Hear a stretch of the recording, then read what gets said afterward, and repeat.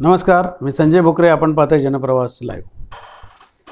बावनकुळे हटाव, भाजप बचाव ही मोहीम लवकरच चालू होईल असं आता भाजप अंतर्गत काही युवा वर्ग, विशेषतः युवा नेते मंडळी म्हणा, यांच्यातनं चालू झालेलं आहे. ही खतखत आहे. लोकसभेमध्ये एवढा फटका बसला, म्हणजे सिंगल डिजिटल. हे बावनकुळेंचं अपयश नाही का? हे प्रदेशाध्यक्ष अपयशी नाहीत का? आणि हे भारतीय जनता पक्षाच्या वरिष्ठ नेत्यांना, देवेंद्र फडणवीसना, राज्यातल्या नेत्यांना हे का दिसत नाही आहे? ही चर्चा चालू आहे. आणि ह्याचा फटका आत्ता परत बावनकुळेंच्या नेतृत्वात जर का निवडणुका झाल्या आणि आत्ता मतदान झालं तर 50च्या आतच भाजपच्या चिठ्ठ्या दिसत आहेत. हे ठिकठिकाणचे सर्वे सांगायला लागले. असं असतानाही अजून बावनकुळे ते काय बोलतात, कुणावर काय प्रतिक्रिया देतात, याच्याकडे का लक्ष नाही आहे त्यांचं?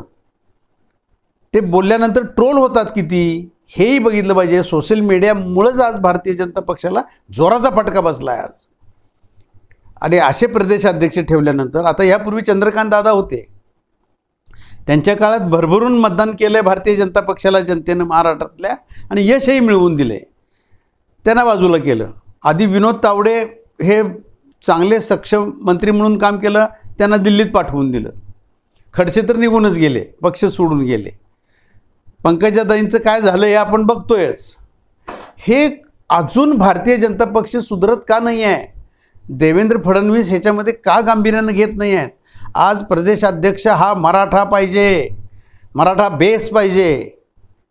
हे का? म्हणजे सगळ्या ओबीसीवरच तुम्ही निवडून येणार आहे असं काय होणार आहे?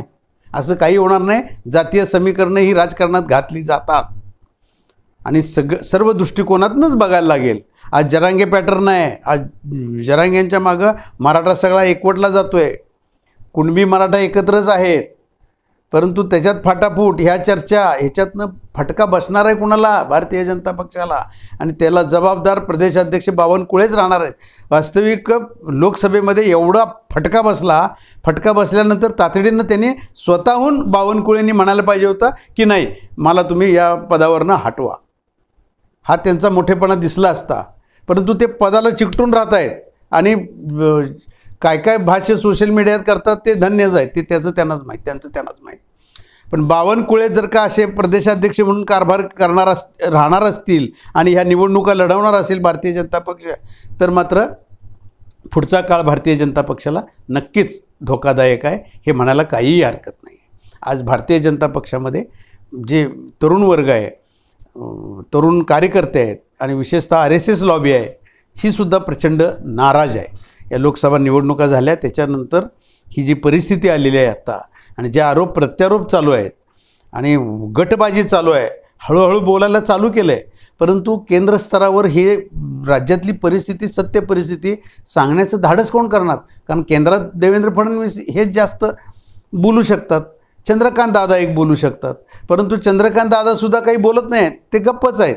बावनकुळे हे अपयशी आहेत, ह्याच्यावर चंद्रकांत दादांनीसुद्धा भाष्य केलं पाहिजे का नको? ते पण सिनियर आहेत, देवेंद्र फडणवीसांच्या बरोबरीचे आहेत.